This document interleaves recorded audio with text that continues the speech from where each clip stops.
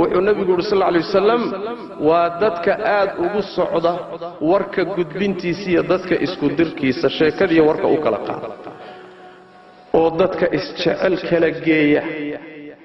dadka isjecel kala geeyo isku dira waa shaqadii sixirka waa shaqadii shaytaanka dadka isjecel in la isnacbaysiyo ka shaqeeyo dadka aan dambiga lahayna xumaan u raadiya oo mashaqo u raadiya ama mid isagu uu galay buu dusha ka saari ama waxyaalo kale intuu soo raadiyo been abuurto ama dad ka soo qaado dusha ka saari dadkaasi waa ummadda kuwa ugu shar badan buu nabigu yiri salawaatu rabbi wasalaamu alayhi shiraaru ummati ummadayda shiraartooda shar wadayaashooda waa kuwaasuu nabigu yiri salawaatu rabbi wasalaamu alayhi imisa dhiig daatay war la gudbiyay darteed imisa guriyo ku burburay war la gudbiyay darteed imisa ummadu isugu dhacday war la gudbiyay daraadeed waxaad ku talagalaysaa kelimada ka soo baxday qiyaasta fasaadka ka dhashay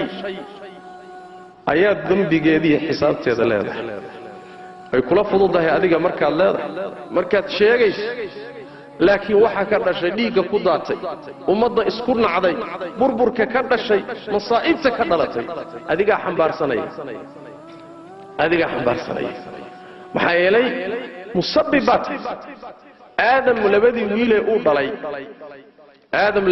ee uu dhalay isdilay sida quraanku sheegay kii gacanta lahaa ee dilka sameeyay ilaa qiyaamadu intay ka imaanayso ruux kasto xaq darro lagu dilo dambigiisa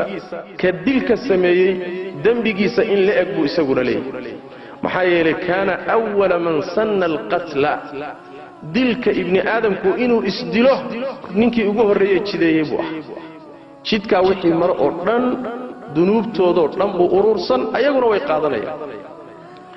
ninkii xumaan iyo fasaad ka shaqeeya fasaadkaas wixii ka sii dhasha isaga iskale saas daraadeed baa nabigeenu salawaatu rabbi wasalaamu calayhi buu aad u adkayn oo arinta iyada ah bedelkii dadka aad warxun u kala qaadi lahayd isu soo jiid oo xataa waxa la ogolaaday been isticmaal beentu waa xaraam waan dunuubta waaweyn bay ka mid laakiin markaad dadka doonayso inaad isu soo jiidood isjeclaysiiso oo nacaybka dhexdooda abbiiso been inaad u kala gudbiso si aad u heshiisiiso waa la ogolaaday ilaa meesha la gaarsiiyo u fiirso sidaas daraadeed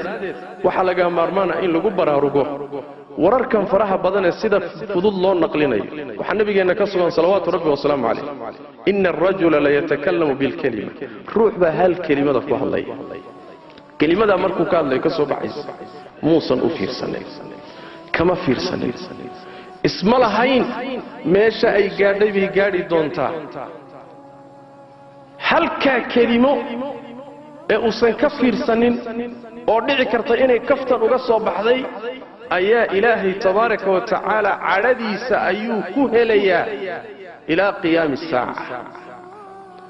riwaayo kale naarta ayuu kelimadaas sababteed ku hoobanaya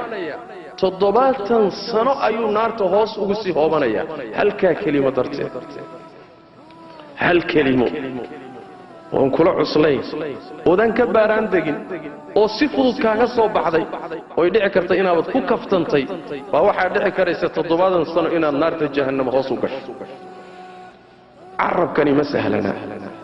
ninka isku sii daayayna oo faraha ka qaaday oo iska qabanin oo ilaalinina halaagiisu waa hatmi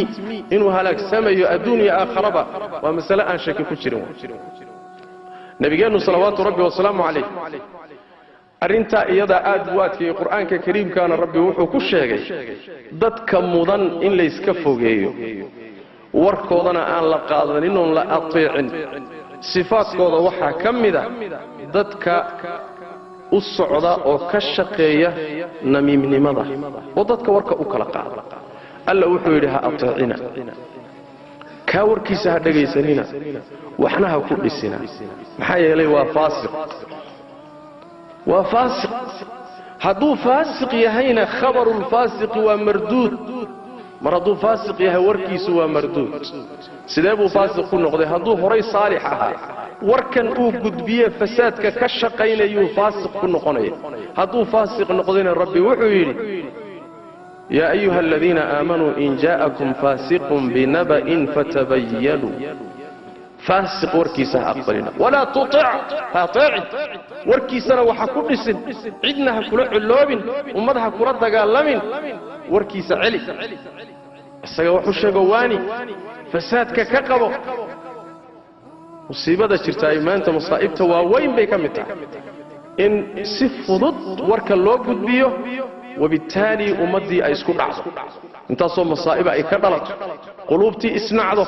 الله تبارك وتعالى وحؤاد وشعليها عمل كستو أمد قلوبتي هذا اسكو سور دويني قلوبتي هذا اسو كيني من نماذا هذا كشقيني لحد هذا إصلاحيني لأن أدون كذي آخرة يدو تاسو كجرا وحن عبيها ربي تبارك وتعالى عمل كستا أو أمد النبي محمد صلوات ربي وسلام عليه كلا ديلية أو كلا فوقينية أو اسكدرية أو أود دي من نماذا هذا كلا تشبينية الله وأن عبيها يدد كذا بربي واجد لعبيها تبارك وتعالى الله لقبق خاصة طلبة العلم علماء إيوه عالم النساء دمرك قار أهان ددك وظيفة إيا حرفة آذو غشقية وقيبة دمرك كمد oo guriye fara badan ku dumiyay oo guriye fara badan iyo caruur fara badan ku baaba'een si fudud warka loo kala qaado oo ha loogu kala sheekeeyo kadibna wixii dhici lahaa baadhe ibliis ciidamadiisu shaqo ay soo qabtaan waxa ugu muhiimsan guriyaha inay dumiyaan sida nabi ka soo salawaatu rabbi wa salaamu alayhi marka maalin kasto waagu bariyo ciidamadiisu kala diraya way shaqo tagaya xagee ka shaqeynaa ma beeray fashaan mise warshaday ka shaqeeya ma inaga shaqeeya ciidamadii markuu kala diro reportkii baa lagu soo celinayaa galabnimada nin walba wuxuu soo qabtay ninba reportkiisii uu keenay ayaa marka bilad lagu siinaya ninka biladda ugu fiican la siiyay waa ninka intuu tagay oo nin iyo xaaskiisii isku diray oo reerkii dumiyay oo kala diray ninkaas biladda ugu qaalisan loo gelinaya laana shaqo muhiim u soo qabtay shaqo aan nin kala qabanin ayuu soo qabtay ruuxa marka guriyaha duminaya ummadda isku diraya rag iyo dumar midku noqdaba shaqada uu hayay waa shaqadii ibliis taajka lagu siiyay waa taajka lagu siiyay isagana taaj naareedun baa loo xidhi doonaa oo rabbi tabaaraka wa tacaala qabri iyo qiyaamada cadaab buu agtiisa ka mudaya muslimiinta la isu soo jeedo yaan la isku dirin oo qulubtooda yaan laga shaqaynin warkana yaan loo kala gudbinin